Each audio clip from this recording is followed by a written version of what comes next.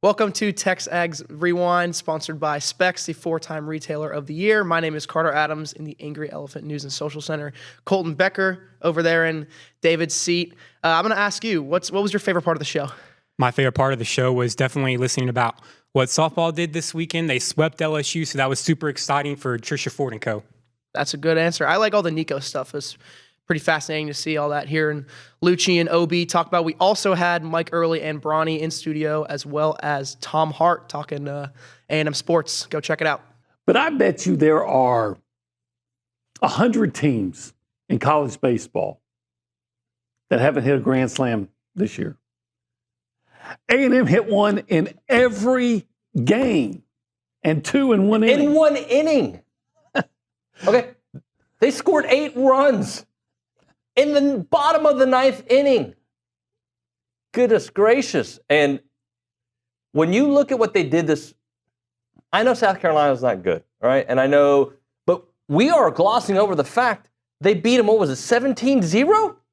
In 7 innings the day before? Right. Now, with a Bear Harrison grand slam. Again, right? Just so Blake Benderup had a grand slam in the first game. Yep. Bear Harrison in the second game. Hayden. And then Hayden Schott and Caden Kent. If I was, like I had a delicatessen or something like that, I would be trying to get these guys to do an NIL, and I'd introduce like the Grand Salami. The Grand Salami. That's an OB-ism right there. From an NIL perspective, yeah. Third team since 1990 to hit 2 grand slams in the 9th inning. Okay. It's a long time. But I think the only one to do it in the bottom. In the bottom. Hayden Schott, let's see, pinch hit, by the way. Yeah. Kirk Gibson-esque. I didn't believe what I just saw, but I didn't see it. Caden Kent, walk-off grand slam. By the way, that wasn't the only thing he did in that game. 4 for 5. Obviously, he had the 4 RBIs, 4 runs. Had a good glove this weekend. He did. So, and Richard was recording. But here's what you got. Yeah, that was amazing. Great. I saw a great picture of the home run and the reactions. But here's what you got to remember. None of that happens, and I can't even tell you who the players, I'm sure Terrence Kill was involved, if they don't throw a guy from South Carolina out at the plate trying to score. They could have had at one point, they could have had an 11-run lead. A&M had to score at one point to keep from getting run rule. Mm-hmm. You love wins, and they all feel a little different. You know, you definitely feel different about Thursday compared to Friday. But yeah, I mean, I was just really proud of our guys and really just doing whatever it took to win. And it wasn't always pretty, but sometimes that's how it's going to be. So I was just proud of them and their just complete resilience over the entire weekend. Hey, Coach, how do you decompress after a weekend like that? You know, you have all day Sunday to maybe go watch Marshall play or put your feet up, if for lack of a better term. How do you decompress after a weekend like that? Yeah, I did. I went to Franklin, where you've been many a times, and watched Marshall play, and just kind of hung out. It was, Saturday was probably, for me, I played and coach.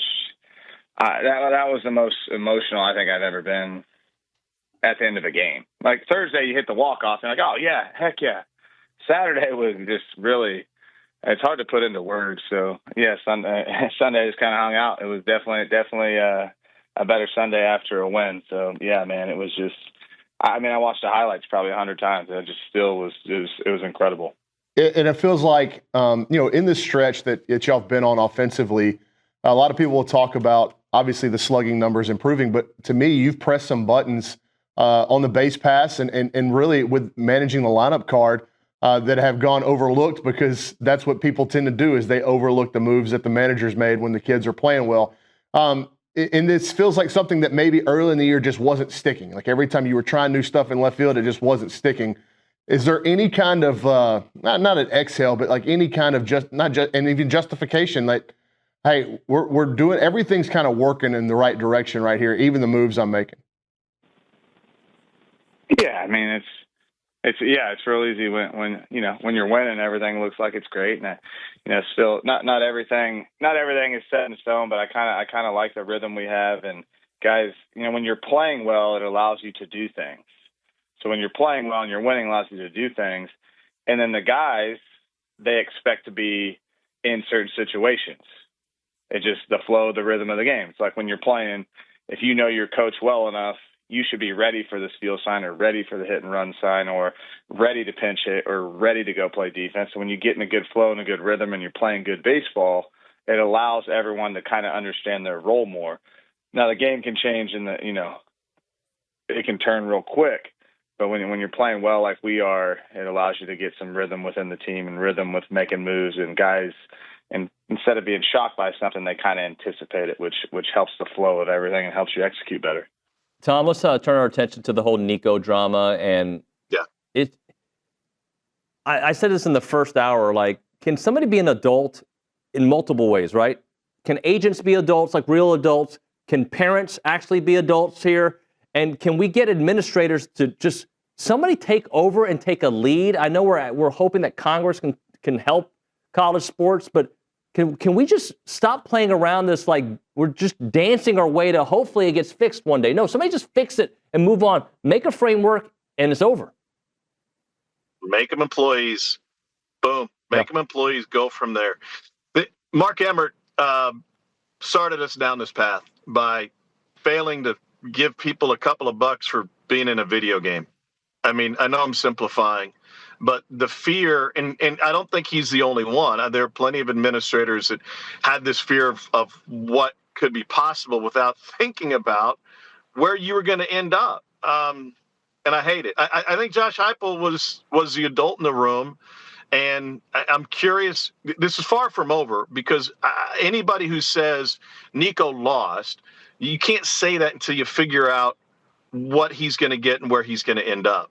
But there's a very good chance that he not only deflated his own market as a college player, but it could have drastic impacts on where he ends up in the NFL. He still has the projected skill set to be there, but he didn't have a good season.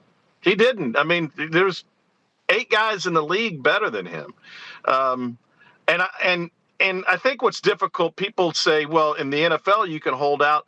And there is the economy, the economics of this are totally different when it comes to college football. And in a booster-driven economy, which we've been in until April 7th or when this thing finally gets figured out, and I'm talking about the case in front of us.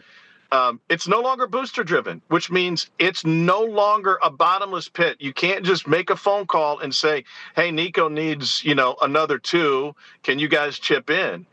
Because if your budget's set for the year and your budget's set based on the rev share agreement that's in place. So I thought Josh Heupel made the right decision. We'll see if Nico and his family made the right decision. The jury's still out on that.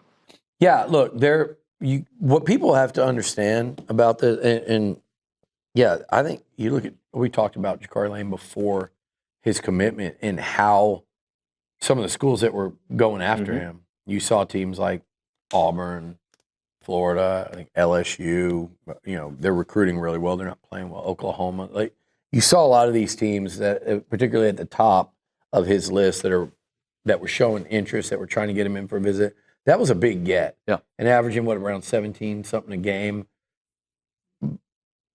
But you're going to see this week, throughout the week, you're going to see as these guys come in, and they're going to be, and I've actually talked to them about this and kind of the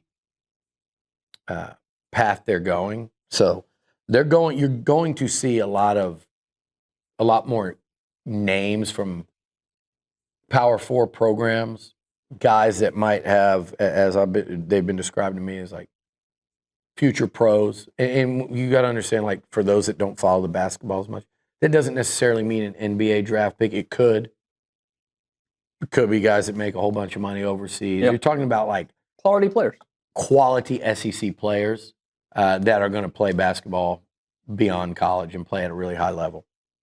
And like I said, some of them could be NBA guys. They're going to have names coming in. This is this weird period where not just A&M, but every school, you're fighting this battle with these national services you're trying to get guys on campus before it comes out that they're coming. Because if you were going to visit LSU and I'm sitting there Alabama, and I find out you're visiting LSU and you've got one visit left, I'm calling your people. My people are calling your people, and we're going to say, hey, how much are they offering? Right. We're going to offer more. Don't visit there.